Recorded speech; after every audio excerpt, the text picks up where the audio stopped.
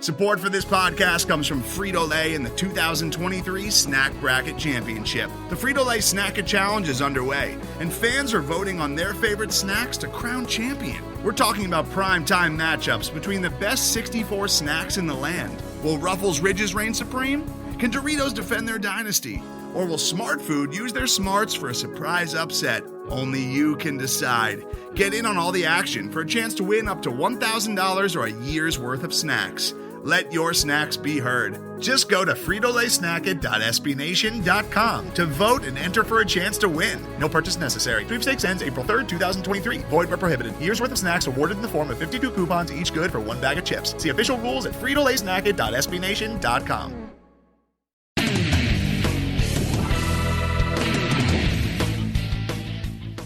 What's up, Night fans? Welcome to the Black and Gold Banneret podcast, episode number 51. Eric Lopez.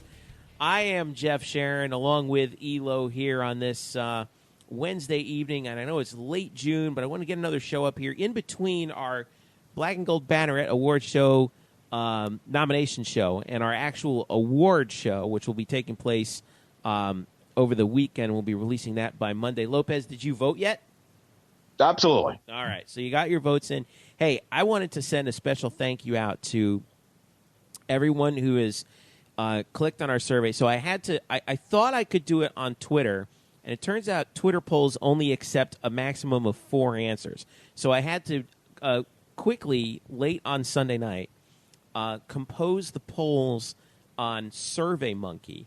Then I found out that the free SurveyMonkey, you can only do a survey that has 10 questions, and we had 11 nominees. So I just separated the Team of the Year one out, and then I put that in there, embedded it in the post for the show. It's all up and running. We got a bunch of votes that are streaming in by the day, and thanks to all the fans who have voted. And if you haven't voted, make sure you do that.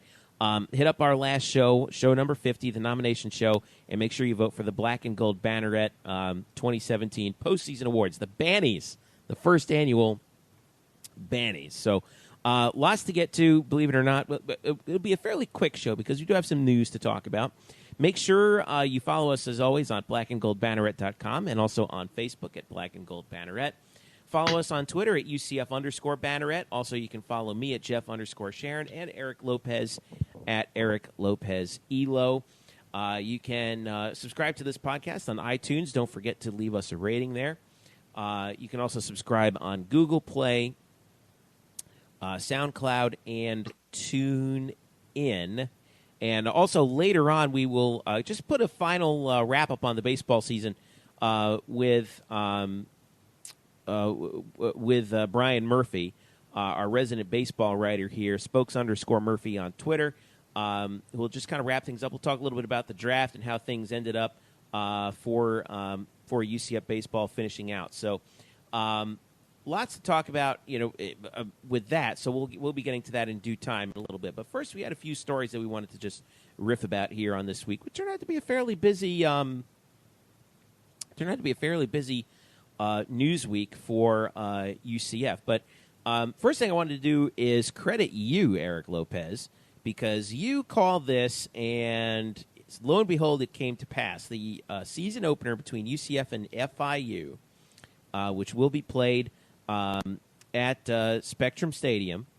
This is what it's called now, Spectrum Stadium, and will be televised on CBS Sports Network, has been moved to Thursday, August 31st. That's the season opener, Thursday, August 31st at 6 p.m. It was initially scheduled for Saturday. They moved it up 2 days. You get the national television on CBS Sports Network, and now so now we have that Thursday night start. UCF's no stranger to starting on the first Thursday night of the season. I remember George O'Leary's. Or the opener to the George O'Leary's second season, the 2005 season at South Carolina, was on ESPN. That was on a Thursday night, and UCF's opened on Thursday nights before. Well, I know you're going to say this is a smart move, but what do you think? What do you think was the final deciding factor? Well, I think it's real simple. I think the fact that the team you're playing in week 2, Memphis, in your conference, is playing on Thursday night. And it's funny how this kind of works out where now UCF's playing at 6 Eastern. The reason they're playing at 6 o'clock is because CBS Sports Network had already picked up the Memphis game.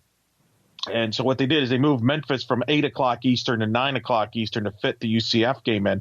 If you're into a doubleheader on Thursday night on CBS Sports Network, okay. One thing I don't like from a superstitious standpoint, 2 years ago, UCF played FIU Thursday night, 6 o'clock on CBS Sports Network, and we know how that ended up. So let's just throw that out and pretend nothing happened. It spooks me out. But otherwise, look, I mean, you would have had Memphis with a 2-day advantage in preparation if you would have played on Saturday. Now, Brandon Hellwig, our friend from UCFsports.com, has reported that originally the game was if it stayed on Saturday, it was going to be a noon game. The TV picked it up for a noon game. And I studied that Saturday TV slate. My guess is that CBS Sports Network, because they had a slot available at noon, was probably going to put that game at noon. It was either them or maybe ESPN News, let's say. Mm-hmm. So the question now becomes, do you really want to play at noon on Saturday when you have your next opponent already resting and chilling after playing 2 days earlier? Or do you move this game up to Thursday night and kind of even that out with Memphis? And and I would argue, actually, you're going to probably get more fans actually come out to the Thursday night game than you would have for a noon game on Saturday, which historically, as I'll break down in a moment, doesn't draw. So at the end of the day, I think it's a fine move. I'm very pro having games on Thursday and Friday nights because there's less competition. And I think you have more exposure and even more attention locally and even nationally to some extent. I don't buy into the theory that your Thursday night or Friday night games hurts you except for a holiday weekend, which there's that one in November that we've talked about in the past. But this is a holiday weekend, though, because it's Labor Day weekend, though, right? Yeah, but the holiday's not till Monday. And actually, this actually works out because I think what happens is a lot of times there's going to be people that maybe would have gone to the game that normally would go to the game, I should say, that maybe take off the weekend. They want to go out and get out of town. Students might leave town on Friday or Saturday to get out of town and spend time with the family on a long weekend, whereas the Thanksgiving weekend, that literally starts on Thursday. Yeah. So a lot of people are gone. So I actually like it. I think they're fine, and I think they're going to draw. I have some numbers to prove this because I know some people like crap. I mentioned the game 2 years ago, 6 o'clock, right? A lot of people are like, oh, man, I got to take time off work. I got to do this or that. They drew 39,184 in that game. And it was I remember I was there. It was one of the great student turnout. Last year, in comparison, it was a Saturday night game, Scott Frost's debut. Saturday night, right? Everybody loves Saturday night. Mm-hmm. 36,260. They actually drew more 2 years ago. Now, in fairness, you're coming off a winless season, so maybe there's less people that are interested, et cetera, et cetera. Fine. So we'll go. I looked up these numbers. Since 2008 in that stadium, because I don't really count the Citrus Bowl Stadium years, or a completely different story, and I don't count 2007 because 2007 was a honeymoon year, so everybody went to every game. And I remember in the MAC, like we played on all kinds of weird. I'm pretty sure we had a Tuesday night game at the Citrus Bowl one time when we were in the MAC. Right. So it was weird, but go ahead. So this is some of the interesting attendance numbers, Thursdays compared to Saturdays, et cetera. For example, prior to some notable Saturday games, 2014 Thursday night game against BYU, 41,547 was the attendance that year. Friday night that year against Tulsa, 35,323. Season opener against Akron, 2013, right? Thursday night, 35,115. They played Rutgers that year, Thursday night game, late in the year. ESPN 41,000. I remember. Yeah, 41,000 people. Yep. 41,000. So you get the gist of kind of how they've been drawing. Now, in comparison, here are some Saturday noon games, okay? This could have been a noon game. You realize since 2008, in noon games UCF has played at home, you know how many times they've drawn over 40,000? Noon games since 2008 at home? Yeah. Noon home games. Noon home games. How many times they've drawn over how many? 40,000. Oh, I would say 0. 2. Okay. Which two The games? 20. Oh, the South Carolina was 2013 probably South Carolina game, which was all Right. South Carolina, Steve Spurrier, yada yada, and the 2010 CUSA championship game against Tulsa, where they actually drew 41,045. There was actually empty seats, or about 3,000, 4,000. I remember that because I was in the post-game press conference, and one of the media people asked George O'Leary about not, empty seats, and was he disappointed by that? And I remember George's face was priceless because he just are you seriously asking me about this after I just won the championship game? He was not thrilled at all. So my point is they don't draw. I'll give you an example. Remember 2013, that magical year. They beat Louisville. They come from behind and beat Louisville. They have beaten Penn State. You know what they drew for a UConn game at noon after all that momentum? 37,000. I was there for that game. Yep.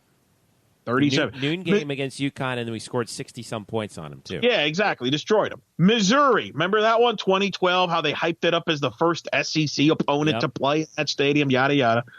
35,835.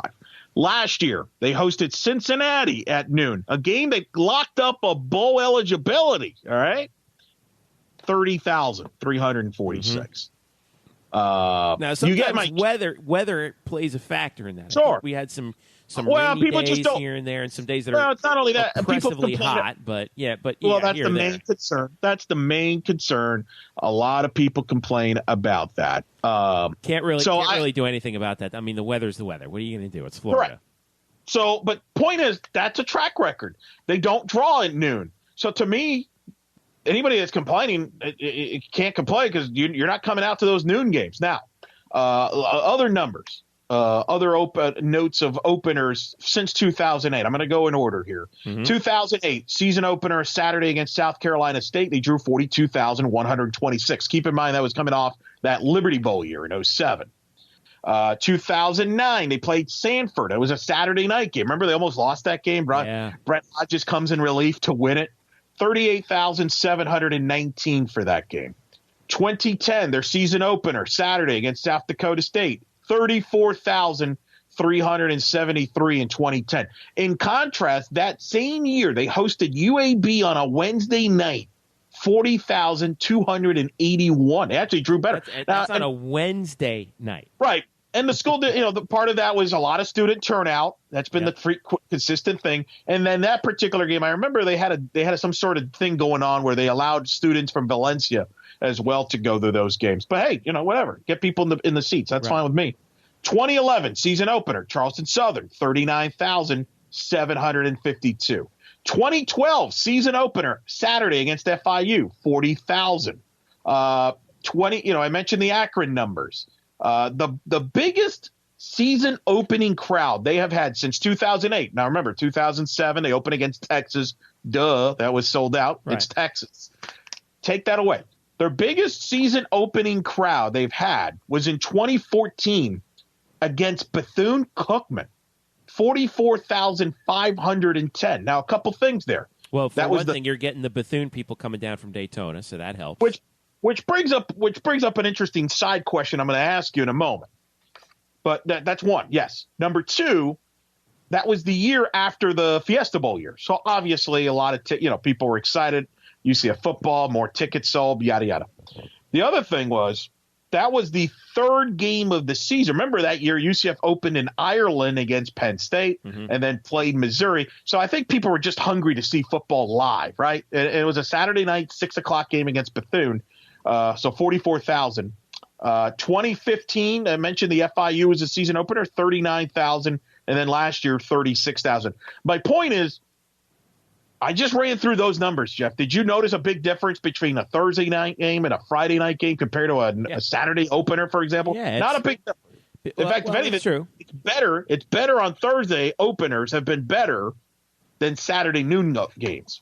My thing on it is, whatever gives the team the best chance to win, in my opinion, is the most important thing. Sure. And I think you go back to the idea that, Memphis is playing, and this is a pretty even shake because Memphis is at home. They're playing against Louisiana Monroe in their first game, Sunbelt team that went 4-8 last year. Monroe, not overly good. Their only wins were against South Alabama, Georgia State, Texas State, and Southern. FIU last year was 4-8 as well. Now here's the catch on that. They're going to be debuting the new coach in Butch Davis. So there's some news associated with that game. I certainly believe so, and it's going to be at least interesting with Butch coming on for FIU. We talked about how tough that they're going to, that recruiting is going to get. Their only wins last year: Florida Atlantic, at UTEP, at Charlotte, and against Marshall at home. So, and FIU now, of course, in Conference USA. But yeah, I mean, if that helps, Scott Frost's team, get in terms of getting prepared for the Memphis game, you get that extra, basically 36 hours if it's a difference between Memphis, if it's a difference between noon Saturday and Thursday evening, I'll take it, and that that works fine for me, and the fans will show up to that game anyway because I think there's going to be some high expectations heading into next year. So, all right. So don't forget. But here's the thing. Here's the thing. I mean, yes, I get it. I think the out of towners get hurt by this. I get it. If you're traveling on a Saturday from out of town or even late Friday, this hurts you. I agree. Well, I mean, to an extent, yeah. But here's the thing. We're heading into Labor Day weekend. Just start the weekend a day early. Take Friday off from work. Drive down to the game when you get out on Thursday, and come enjoy the game and start your Labor Day weekend early. And I think, and the other thing is, while yes, you lose a few people from out of towners that would have gone to the game on Thursday, I think you pick up people that would not have gone to the Saturday game anyway. I think that's one of those things where kind of it evens itself out. Yeah. So I just want to end the myth and the whining about, it's a weeknight game and it's Saturday and they moved it. I don't think it's that big of a deal. I've never have, except I'm sure down the road we'll talk again about the Thanksgiving weekend. That's a whole other story. Now, you brought this up, the Bethune-Cookman. I brought up the number, and you brought up the big reason why the local people, it's an easy, 40 minutes away? Bethune? 45-minute drive, depending on where you are. From a business standpoint, I don't want to get into whether Division I teams should be playing FCS opponents, and there's a lot of reasons for it. Now, UCF's obviously playing Maine this year. That'll be the fourth game of the season, and so forth. From a business standpoint, would UCF be better off scheduling a Bethune-Cookman instead of your Maines and Furmans? Because, like you just said, that increases more people getting to the gate, and in the end of the day, that means more attendance, means more money, but more tickets sold, more money, right? I mean, are they better off scheduling the Bethunes or FAMU even? People always, Miami always plays FAMU a lot, and the joke, a lot of people go just to see the FAMU band, for example. That was always the joke when Miami and FAMU would play. And people like to see that. So would they be better off playing teams local in the state? Now, obviously, the negative on that is, there's pressure to win more than maybe normal. But, heck, I mean, we lost to Furman 2 years ago. Pressure to win, I mean, come on. It's pressure to – if you're playing an FCS opponent, you better freaking win the game. I don't care if it's Bethune or Stetson or North Dakota State, who's actually pretty good. I personally, I've always said this, and you and I have talked about this before. I believe in college football there should be a rule that says that if you're an FCS team and you schedule if you're an FBS team and you schedule an FCS team, it must be a team from within your state's borders or from a border state. Like in Florida's case, it would be a team, either within the state of Florida or from Georgia or Alabama. I would love to, just to help out those schools that are, relatively close by in terms of travel, and they're going to travel down to you. I don't see the point in playing Maine. I mean, I know they probably had that scheduled out a while back, when Coach O'Leary was around. But what happened was, remember, UCF was slated to play Texas. In Texas. Oh, that's right, and that got moved. 2 of the season, and it got pushed back, and so now all of a sudden you got to scramble, and they replaced it with the game against Maine and it turned out that Maine was only available to play the fourth, that weekend of September 30th. That's what happened. But that does open up though. Like if the rules are, look, you can only play teams from your state or a neighboring state, then that opens up the potential for not just FAMU and Bethune, which I think would be fun. Get some local kids on those rosters too coming down. I would like to see. I don't think this will ever happen. I hope I'm wrong, but you know who else is in FCS? Stetson. And yeah, but they're lower level than even the Bethunes are. They're lower level, right? Aren't they the Pioneer League, right? I mean, they got to. That's true. They But still got to. they're still FCS. So, you could theoretically schedule them at some point. I don't know if Florida Tech is FCS. Let me check on that real quick. But I know that wouldn't it be fun to see Florida Tech is D2 by the way. Florida Tech is D2. Yeah. I wouldn't use fun. I mean, some would. I mean, I'm not the biggest fan of these. Of course, it would be fun to play Stetson football. Why not? No, because first of all, it's an FCS game. I don't enjoy FCS games to begin with. Well, so I don't enjoy Maine. So at the very least, I agree. You could have the intrigue of playing Stetson. I mean, come on, we're both old timers. We remember the days when they I'd rather play on the road, to be honest. I'd rather just play. Play who on the road?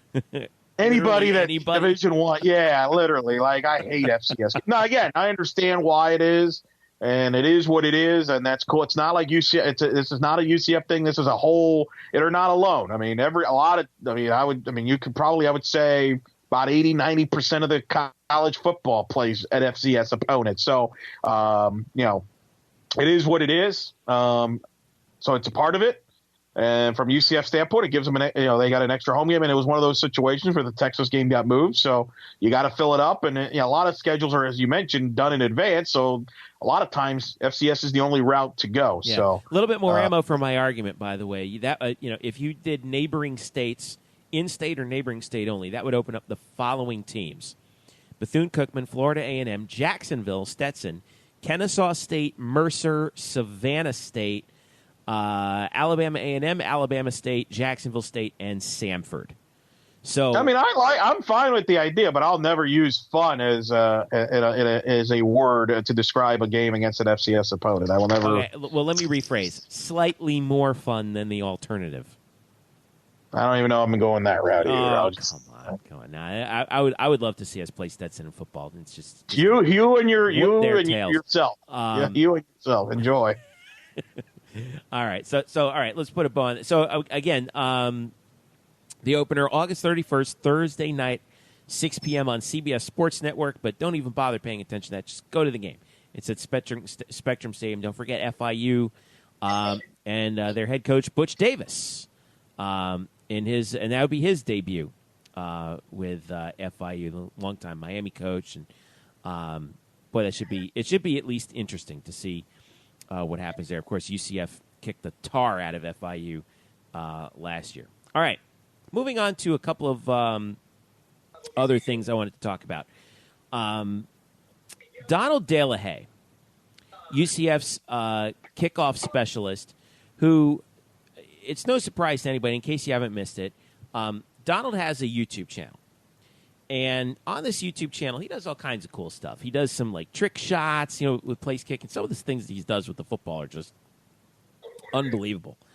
And he talks about some of his training and stuff like that. So so he has this YouTube channel. He's become very good. I'm a video production guy initially, and it's pretty well produced. So UCF he's done. This is according to Deadspin. He's got 54,000 subscribers and 2 million page views. He's only. It says here only a few directly address his status as a UCF kicker, which naturally here it comes. UCF's compliance office went to Donald and said, "Hey, listen, love the YouTube channel and stuff, but you're going to have to stop because Donald has a number of." He's got such good subscriber numbers. he is able to, YouTube, which is owned by Google, is able to put ads on some of those videos. And so Donald was, making just a little bit. I mean, it's basically, they don't pay you that much. I mean, it's basically pocket change. And he was sending it back home to his folks in Costa Rica. So basically, NCAA, or via UCF, put their foot down and said, look, either you give up the YouTube channel or you stop playing for us. Well, it's not UCF. Hold on. They're from UCF. It's not UCF. It's just the NCAA. To be clear, you're absolutely right. It's the NCAA saying this, but UCF has to kind of be the bad guy they got to protect their own interests, right. Especially with the past discretions during the Keith Tribble era. So of course they got to play this on the conservative side. Absolutely. I mean, I would do the exact same thing. Look, I think this is silly. The kid obviously created a YouTube page. I don't even think he ever thought it would be this big to the point where he would be making money. It's unfortunate because, a booster could probably pay, could pay for the team to go up to Italy or Rome. But, hey, if you're making money YouTube, right. God forbid. My solution to this would be, and I don't know what's taking place. Why not let him still do the YouTube page, but he can't use any of the UCF athletics, football helmets. He can't use UCF stuff. Right. You know what I mean? Because isn't that the heart of it? Like if he's just a regular student, then nobody would care. And the funny thing is, by this getting more attention, he's actually increased his YouTube page. Yeah. Deadspin, picked up on it. A couple of national outlets picked up on it because everyone likes to beat up on the NCAA. Primarily, and for fairly good reason. Right, but I feel like the simple solution is, okay, keep doing the YouTube page, but don't use or reference UCF. Because and then look, I mean, because if you're really that creative and talented, then the football shouldn't be another side of it. Now, some would argue, well, wait a minute, that's kind of the intrigue and all that. I don't know if that's intriguing, but I feel like that would be a fair compromise for all parties, which is probably why it won't happen, because usually the NCAA doesn't believe in interesting compromise and stuff like that. So, look, I mean, the kid's going to fight for it, and I think that's cool. But, we'll see what happens with it. If the NCAA says, no, he's not eligible, then he's not eligible, and that's the way it goes. Well, on his YouTube channel, he did say that he's going to maybe it's time for someone to actually try to fight back, he says. He said it's about time for things to be changed. I think he's in a no-win situation here, unfortunately, because the NCAA's rules about what they consider to be amateurism are preposterous because, like I said, basically Donald DeLahaye is an entrepreneur, right? And this is what college is for teaching kids how to, how to have a career. And if college is a laboratory for doing this, Donald DeLahaye has a skill. And he's trying to market that skill. That's what you're taught to do. And the NCAA is basically putting the kibosh on that, and taking away from what I believe are his educational opportunities, which runs counter to the mission of the NCAA. Now, if the NCAA decide to change their rules regarding amateurism to something more like the Olympic model, where you can, maintain sponsorships, you can do these sorts of things. It's just you can't, directly. You can't do those sorts of like direct sponsorships. I think that would be acceptable, but it's a real bummer. By the way. Since this news broke, he's bumped up over 3 million views on his YouTube channel. There you go. So, it's tough. I mean, I hope for the sake of him and his career. First of all, we know he's really talented. He might be in line to be UCF's place. To be more than just a kickoff specialist in the next couple years. And he had this presence on YouTube, by the way, long before he was at UCF. Right. This is on high school too. So, and this was coincidental stuff. I mean, that's the thing. It's not like hey, I worked for a booster in a car dealership and I got money on the side type of stuff. This was a very innocent thing, but the NCAA always, I'm very skeptical on that. And so it is what it is. I mean, what are you going to do? Yeah, so he's going to appeal. We'll be following this one. I hope that that the NCAA starts to see clearly on this one, but but of course, just like you, I'm sure I have absolutely zero faith that the NCAA will make the correct decision here. So, all right. So before we go to break, and don't forget we have Brian Murphy coming up next to talk about baseball. Some sad news, of course, that we wanted to pass along from some folks that we know pretty well in the UCF family. So many of you out there should know the name Tony DiCicco. And Tony DiCicco was the head coach of the USA women's soccer team from 1994 to 1999. Tony passed away just recently at the age of 68. And this is a tough blow to the UCF family for this reason.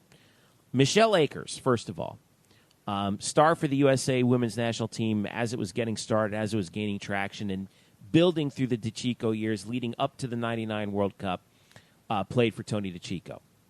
So did Amanda Cromwell, who coached at UCF in the women's soccer program for a decade. As did UCF's current head coach, Tiffany Roberts-Sahadak.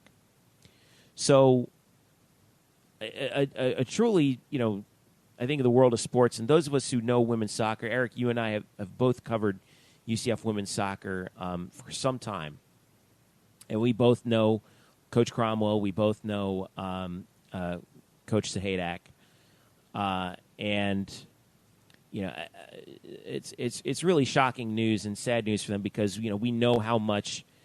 I don't think that people fully understand how much Tony DiCicco meant to the growth of the game of women's soccer in the United States and how instrumental he was in building the USA women's soccer into a power through people like Michelle Akers and Amanda Cromwell and Tiffany Roberts-Sahadak. So, our thoughts and prayers go out to the DiCicco family and, of course, Michelle and Tiffany and Amanda on the loss of Tony. What do you remember most about Tony, Eric? Well, I think the one that reminds everybody was the 1999 Women's World Cup when the United States beat China in the Rose Bowl. Right. I mean, that was kind of really the big boom right there, the big turning point for the women's soccer game as a whole. The funny thing about Tony, and I don't know if people might remember this or not, but when UCF women's soccer won the American Conference Tournament Championship, they hosted it the first year, which was 2013. It was the fall, I believe. And they beat Rutgers in the championship game. The game was on ESPNU, and Tony was one of the analysts. He was the analyst. That's right. And I remember that. That was the day. And I remember that day because I was there for that match, and it was dramatic towards the end. And then from there, I went to the Citrus Bowl because the U.S. women's national team was playing Brazil in a friendly.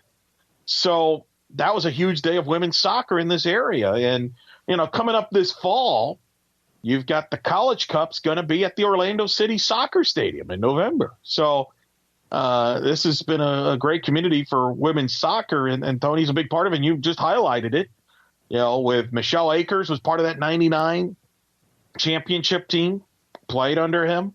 Amanda Cromwell played under him. And so did Sahadak. So there's a lot of ties towards UCF from that standpoint in the tradition of women's soccer. So, it's not a tough day for the sport. I mean, he was definitely a legend.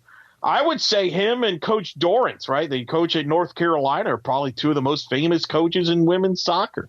If you kind of, if you did a short list about the people that people know, and no question about that. Yeah.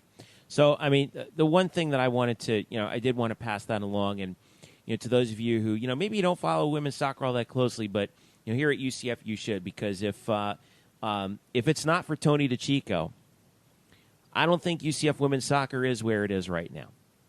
And you can draw a straight line back from Tiffany Roberts-Sahadak and Amanda Cromwell, straight back to Tony DiCicco and Michelle Akers. And again, thoughts and prayers go out to the USA women's soccer family and to Tony's family as well. Who, by the way, his son was actually on Amanda Cromwell's coaching staff at UCLA briefly. So again, our thoughts and well wishes go out to everyone involved. So, all right. So, listen, let's take a quick break, and when we get back, we will have Brian Murphy on to talk UCF baseball, kind of wrap up the season from his perspective, and also talk about UCF and the baseball in the MLB Draft, and open up the cupboard and see what's left for UCF baseball heading into the 2017-2018 season. So stick around. We'll be right back. This is the Black and Gold Banneret Podcast. Hello, Night Nation. I'm Andrew Fegley. And I'm Trey Strelko. Where are we? This isn't our usual spot. It looks like we've landed in the Black and Gold Banneret Podcast. Oh, yeah. I've heard of those guys. Nightline has UCF sports covered. Week in and week out, we bring you interviews with newsmakers and in-depth analysis of UCF sports. Subscribe to our weekly podcast on iTunes, SoundCloud, Stitcher, or wherever you get your podcasts. Be sure to subscribe to Nightline on YouTube, like us on Facebook, and follow us on Twitter at UCF_Nightline. Trace, can we go back to the 1148 studios now and start working on our next all-new Nightline? How do we get out of here? Go Knights! Charge on. Now back to you guys in the Black and Gold Banneret Podcast. And welcome back. Jeff, Sharon, Eric Lopez with you here on the Black and Gold Banneret Podcast. Don't forget to follow us at blackandgoldbanneret.com. And don't forget to vote in our 2017 Bannies Awards. Just look for show number 50. We're going to have that pinned on our Facebook page as well. And I've been trying to tweet it out throughout the week. Make sure if you haven't voted yet, make sure you do. Follow us on Twitter at UCF_Banneret. Follow me at Jeff_Sharon. And follow Eric at Eric Lopez Elo. Hit us up on Facebook as well. Just look up Black and Gold Banneret. All right, let's talk a little baseball. And I know it's been a little while, but we do have some news to talk about with our baseball guy, Brian Murphy, Spokes_Murphy on Twitter, who's been so good for us this entire year covering UCF baseball. Wanted to put a bow on the baseball season here and also talk about what happened with the draft and a couple other little tidbits as well that I think you'll find interesting regarding some teams elsewhere in the conference. So without further ado, here's our interview with Brian Murphy. All right, and joining us now is our resident baseball writer for blackandgoldbanneret.com, all-around whiz kid and knower of all things, Brian Murphy. What's up, Brian? How are you? Hello, Jeffrey. I did not pay you to say that. The listeners should know that you are not in my pocket, and I feel very honored to have such an introduction, a lofty introduction. I can only hope to fulfill that sort of promise that you've now made to the listeners. It is merely an understatement. Welcome aboard once again. Oh. So listen, I wanted to have you on because we didn't have you on like right after baseball season finished, and you got a couple good good pieces up on blackandgoldbanneret.com, kind of wrapping up the season here, and we're going to talk about that. We're going to talk about UCF baseball in the draft and a couple of other things. But I guess my first thing is for you, now that we've had time to digest the end of the season, it was kind of a bitter, I would say a rather, bittersweet end to what was a pretty terrific season. 40 wins. No one thought that would happen. Regular season title and all that. What was your impression of how things kind of played out with the way the American Conference tournament ended and the way 2-0 in Tallahassee? Kind of a disappointing end, but is that what you felt? Is that what the players felt about it, or did they kind of have a little bit more perspective on it? Well, coming out of the conference tournament, it was okay, right? Because if you think about it, maybe if they had won the tournament, so they would maybe gotten a little, maybe a slightly different bracket. Would they have faced Florida instead of Florida State? Who knows? But coming out of there, they knew that they had something to look forward to. They knew that they were going to play more baseball. So yeah, I think they were disappointed, but it wasn't it wasn't the end of the world. and being there on selection day that Monday, and they were very ecstatic and ready to go up to Tallahassee. And I remember, talking to Coach Lovelady and talking to Luke Hamblin, the senior outfielder, talking about how, we'll never forget this, a goal we've always dreamed of. And that's great. What they probably should forget are those 2 games in Tallahassee. Because, not to sugarcoat it, that was 2 really rough games. It was a quick exit, and it wasn't necessarily a pretty exit. I will say that there are 2 things, I guess, if you want to, put some lipstick on it. Robbie Howe, in his final start as a Knight, gave a tremendous effort against Auburn in the first game of UCF's NCAA tournament. He got the loss, but he pitched, I think, 120 pitches, something like that. He had some bad defense behind him, too, which didn't help. But he really gave a gutsy effort to close out his career. And then on the next day, Jason Barr, I believe, struck out 6 guys in 2 innings to sort of end his career, too, since he got drafted. We'll talk about that in a minute. But those are the 2 things that kind of you want to, have something that, you wanted to look back on from that tournament. You could do those 2 things. Otherwise, it was ugly. It was quick. It was pretty forgettable. And the best thing for those kids to do who are either graduating or coming back is to think about all the good times that they had from February through April and into May. And then it's once we got to Tallahassee, something happened. We don't remember, whatever.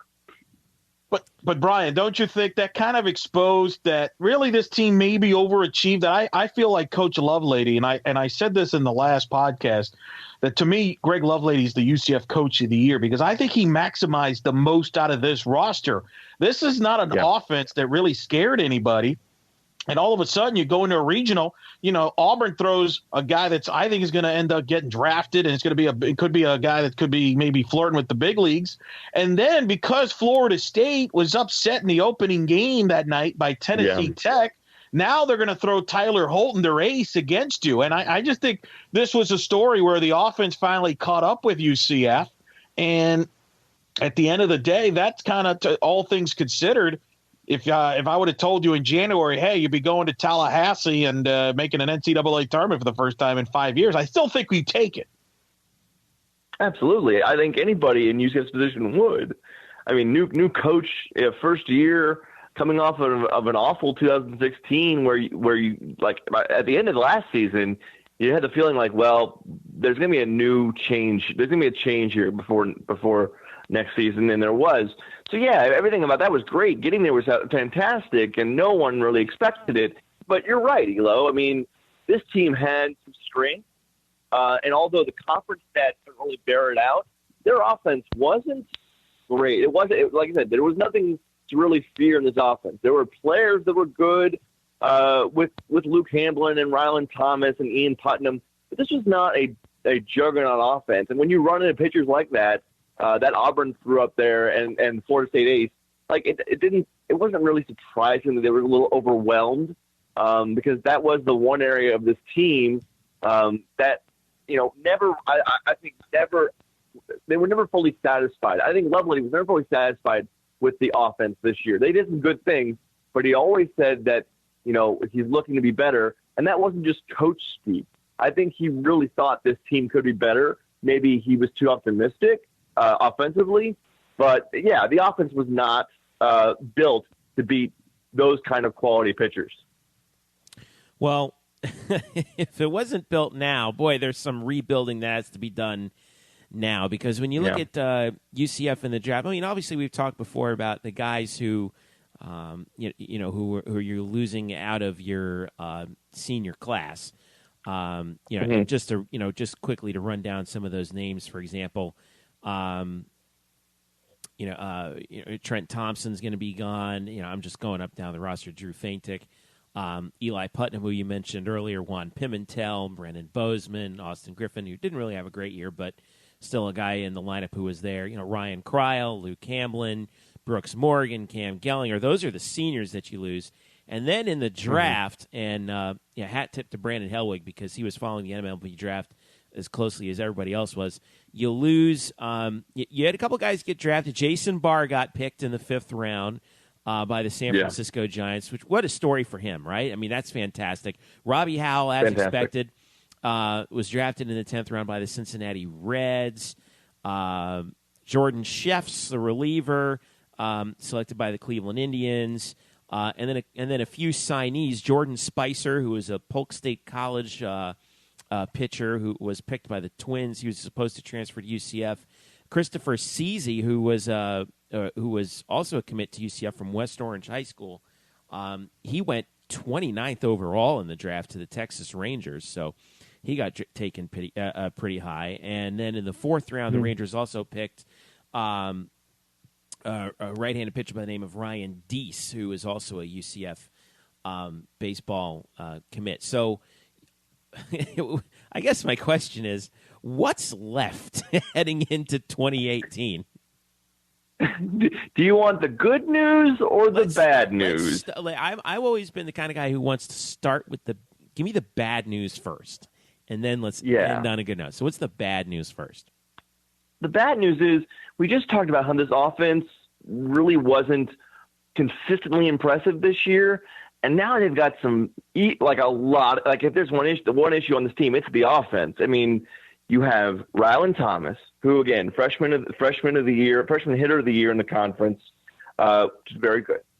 They have 2 decent catchers in Anthony George and the second catcher. I'll have to look on the roster. Name's blanking on me right now. Logan Heiser, I think, and Matthew. Yeah, Logan Heiser, correct. Right. And Anthony George. So catcher is set. You've got Rylan Thomas at first base and Matthew Micah, who can play around the infield. I wouldn't be surprised if they tried him in the outfield in the corner spot somewhere. Outside of those 3 guys, there's really nothing in this offense that's proven. And losing Hamblin and Putnam is huge, not only because they were your leading hitters, they were like at the top of the lineup there. So basically, you have to rebuild the entire top of the lineup.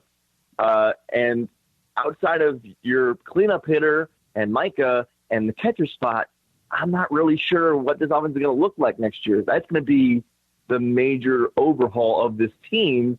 And, again, it's just worrisome because if the offense wasn't up to Lovelady standard this year, next year I think it's going to be a real grind. And you're going to have a lot of lineup permutations early on, I believe, and that's going to take a long time to see which combination works best. Yeah, it feels like if they get off to a slow start, it's like, people are going to be critical, and I don't think that's fair because, look at the ammunition that they just lost, I don't know. And then on top of that, we talked about the pitching that they've just lost too. They basically lost the top of the lineup and the entire left side of their infield because Cam Gellinger, although he had some hard times at third base, was an everyday player. And Brennan Bozeman, who got hurt early on but came back, was a real solidifying force up the middle when this team needed some good defense, and he provided it. So your entire left side of your infield, your entire top of the lineup, a couple outfielders, all gone. And it's just they were seniors. You knew this team, Jeff, you knew too, that had a lot of seniors coming in, and a lot of those seniors were impactful players on the offense, and now they need to fill a lot of holes. Well, the good thing is Chris Williams is supposed to be coming back on the hill, as is Joe Sheridan. We know how good Joe was this year. Pimentel's gone. I think Bryce Tucker. Is he a senior? I forget exactly. Bryce Tucker. No, he was only a sophomore. Oh, that's right. Okay, he's coming back. So at least you have that coming back. But man, this pitching staff also got decimated. They're probably going to have to call upon. When you think about it, they're probably going to have to call upon Rylan Thomas to do a lot more pitching next year. Well, I know. We're forgetting, guys. Don't forget, Creek Frinfrock missed the entire year. That's true also, surgery. Yeah. So they hopefully get him back. And I think this is college baseball in a nutshell. You're going to have constant turnover. And, Murph, I think the positive is, look, let's see what Lovelady brings in, right? There's a reason why we have Greg Lovelady's here. Now this is where the job really begins. He's got to recruit. He's gonna depend on some young guys. I know they're excited about a kid that's going to play shortstop for them next year. And it's just a matter of, can the pitching carry them again until the offense kind of, sorts itself out, where no question they're going to have some of the newcomers are going to have to win jobs and step up right away. Yeah, and I think, again, that might lead to some rough beginnings, as you guys said, and then there's going to need to be a sort of an incubation period for this offense, because it's going to take a while. But yeah, leading into the pitching, so maybe Joe Sheridan can't be as good as he was, or Chris Williams won't be as good as he was to end this season. If you take away, really that start against Florida State and just look at like his last 5 or 6 like 4 or 5 outings, he was really, really good. So I think at least the bright spot is on the mound. Sheridan and Williams look like, I think, locks for the weekend rotation. Sheridan might find his way into Friday, depending on how Frenfrock comes back. So if he comes back well and healthy, that's actually not a bad looking rotation if the guys like Williams and Sheridan keep it going. Then the bullpen, you talked about Barr got drafted and Chefs got drafted, so there's going to need to be some rebuilding there. But Bryce Tucker was, for 90% of the season, very, very good. He was a closer and dominating at bat. Thad Ward, too, is also a nice piece to have, in middle relief. He was extremely good. So at least I think, again, the good news is on the pitching side of this team, not only is the cupboard, we kind of know what they have. The cupboard's not empty, and there's reason to be optimistic. It's not as much of a mystery as the offense. Well, here's hoping that you're right about that, because I know that I thought that Eric and I both thought that one of the things that really helped out Greg Lovelady in his first year was that he had that core group of seniors that bought in with him really early, and I guess we'll end on this note. We saw Lovelady, how emotional he was after the last game when they lost to Florida State, and I can't recall the last time. I mean, I'm sure I'm blanking on something, but I can't recall the last time that I saw a UCF coach, that emotional over the last time he got to play with a particular group of players. And in the span of 1 year, to be that emotionally invested, between the players, that much of a love affair, I think, between the players and their coach in 1 year, I think just speaks volumes about the job that Greg Lovelady did. Do you recall ever seeing anything like that? What did you think about that? I was trying to think of like if I could ever remember like Bergman ever getting to that sort of level, but no, and it's not like that's a fault on right. I can remember Bergman and Rooney, but the thing with Lovelady is that's not an act. Like he is that he was emotional, obviously very emotional on Joe Skinner night, where he could hardly keep it together. Didn't know if we were gonna have a post game press conference for that. And then once they won the regular season title over at USF, really legitimately crying again about what it meant for him to move his family over the year, from a place they had known for so long at Wright State to go and take this risk in Orlando. He's an emotional guy. It's real. It's legitimate. And I think, people might, have their gripes, but the fact of the matter is when the kids want to play for that, because it shows how much he cares. And if he cares that much, the kids should care at least as much. Just put their, it really kind of validates everything he says, everything he coaches, because he shows you how much this means to him. And I think it's not something that everybody has or needs to have, but for him, it's fantastic because if nothing else, and this is sort of selfish, but if nothing else, it really works in recruiting because it shows you how much this means to Lovelady, and he can pass it on to his players pretty easily. Well, it's easy for me to say. If I was a recruit, I'd run through a brick wall for a guy like that. Go ahead, Eric. Yeah. Well, Murph, you mentioned Rooney. Let's talk about the story that's come out this week. Terry Rooney, we'll be seeing him again. He's now the pitching coach assistant at Houston, which is phenomenal storyline on many levels. Number one, anybody that's followed this program knows that Houston, with Rooney and that Houston coaching staff, they had some run-ins, in particular a couple of years ago. 2015, I'll never forget a series in UCF where UCF won the series 2 out of 3, and both teams almost, there were some choice words, we'll leave it as that, back and forth. Were flaring. And to the point where we thought there could be a fight that break out. And now after obviously spent the year as the pitching coach at Alabama, and with Coach Goff at Alabama getting fired, now Rooney's in Houston in the conference. So that will be certainly whenever the schedule comes out, that'll be certainly one of the storylines in 2018 now. Next year, UCF will go to Houston, but certainly fascinating your reaction to Rooney now in the conference back with Houston. Well, you expect him to say nothing but glowing things. He's not going to be acrimonious, I don't think, just because he's so overly positive. So it's not like he's going to stir the pot and say things that are going to get the fan base riled up. But at least having him in the other dugout, hopefully it's in the home series, the fans will not forget, certainly. So yeah, it'll be fun. We'll talk about it. We'll cover it. Will it mean a lot for the actual game? Probably not. But it's a great thing to talk about. It's a storyline. It's drama. He's coming back to this school where he had so much hope and optimism, and it didn't pan out the way he wanted. And now he's on his way back, and now he's kind of in a way trying to beat you.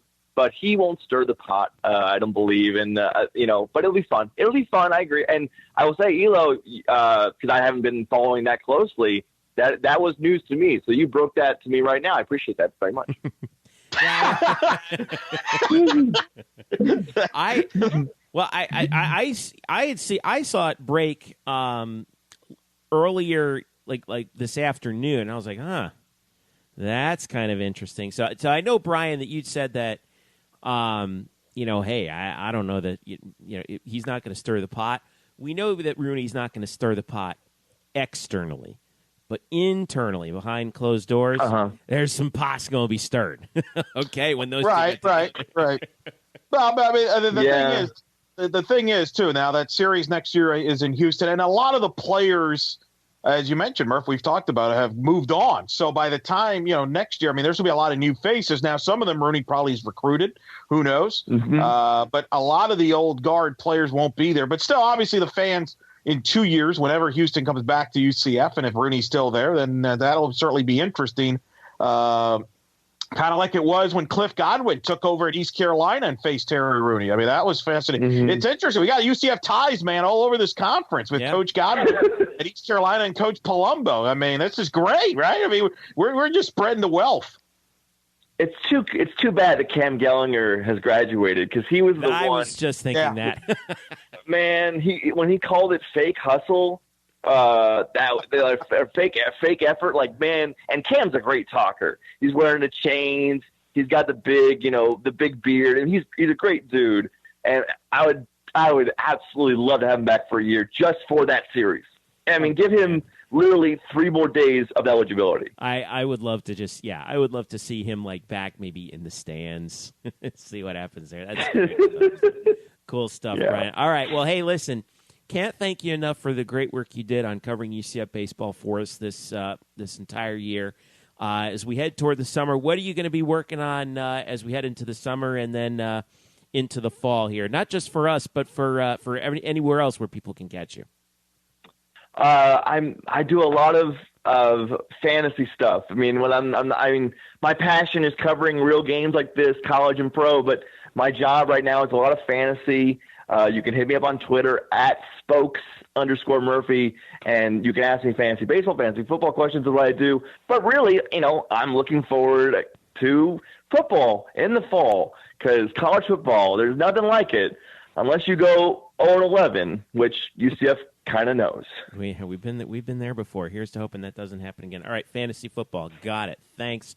I'm going to need your help this year to beat Eric in our league. All right, Brian Murphy from our our baseball writer for blackandgoldbanneret.com.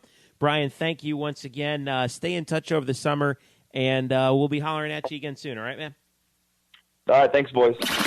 And thanks again to Brian for joining us. Again, catch him at @spokes_Murphy Murphy, where he can catch you up on everything having to do with not just UCF baseball, but everything around the world of sports as well. So, and I will be enlisting his help, Eric, in order to beat you this fantasy football season.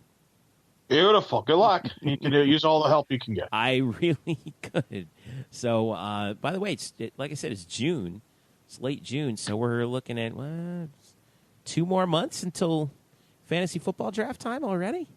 That's right, brother. Oh man, clock's ticking. This is getting real quick right now. So, all right. So, once again, just a reminder to you: make sure you vote for the Bannies, our 2017 Black and Gold Banneret postseason award show.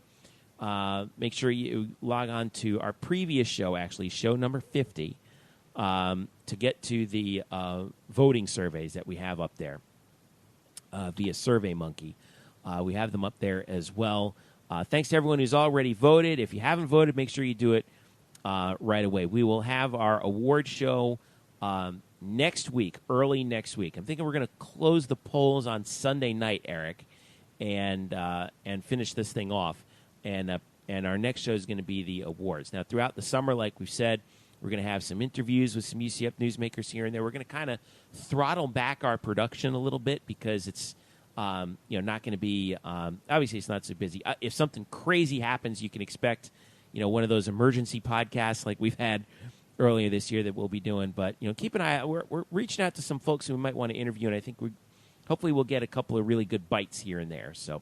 What else you got coming up, Eric? Not much. Just getting laying low. It's summertime and just kind of figuring it all out. Obviously, I got my own podcast for you softball listeners out there. Oh yeah, this is good. This is good news too. In the Circle podcast. Tell us about your news with that. Yeah, In the Circle now on Fast Pitch News on fastpitchnews.com. You can listen to it. It's 2 podcasts a week. And we break down the latest news in softball and college, pro softball, and we interview a lot of coaches and players from across the country. And you can listen to it on the many same platforms that you can listen to this podcast as well. So that'll also keep me occupied. I'm Mr. Podcast, man. I'm just going to pop in every podcast I can get. All of a sudden, you're a media mogul, man. You got podcasts all over the place between this one and that one. And Victor is on there too. Our buddy Victor. That's correct. Too, right? Yeah, he produces that one, and so I mean, if you're a softball fan, and I know some of you are, know my work there from doing UCF softball, which we'll still do that from time to time as well. But this is more of a national softball, really a unique thing, and so excited to be the partnership with the Fast Pitch News and cover the whole sport. So that's kind of the fun thing. It's kind of like what's unique about this, right? It's just us and Nightline do UCF podcast, and I'm the only one doing a softball podcast. Well, I know that you and Victor, it should be no surprise to anyone here who know you guys as well as I do. We've known each other for a long time.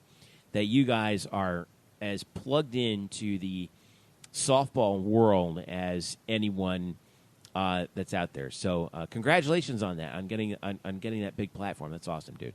Appreciate it, man. Looking forward to it. So, yeah, that'll be my summer, basically. We do this podcast, and we'll do, obviously, softball podcast. But, we'll make it work. It's fun, and it's easy, and then it's the way of the future. That's right, man. Hey, specific content that people actually really like, and listen, and that goes right to a specific audience, and that's why we do this. So it should be fun. All right, Eric, so make sure you listen to him, again, in the Circle. And Eric, people can follow you where on Twitter once again? Eric Lopez, ELO. You can follow me at Jeff_Sharon. You can follow us at UCF_Banneret. Special thanks to Brian Murphy, our guest from earlier. You can follow him at spokes_Murphy on Twitter as well. Don't forget, you can subscribe to this podcast on iTunes, Google Play, SoundCloud, and TuneIn Radio. And make sure also that you leave us a rating on iTunes. Let us know how we're doing. And also reach out to us at blackandgoldbanneret.com or on our Facebook page. Just search Black and Gold Banneret. So for Eric Lopez, I'm Jeff Sharon. Thank you so much for listening. Don't forget to vote for the Bannies 2017 on blackandgoldbanneret.com. Our final award show will be happening next week. Thank you so much for listening. Good night and go Knights.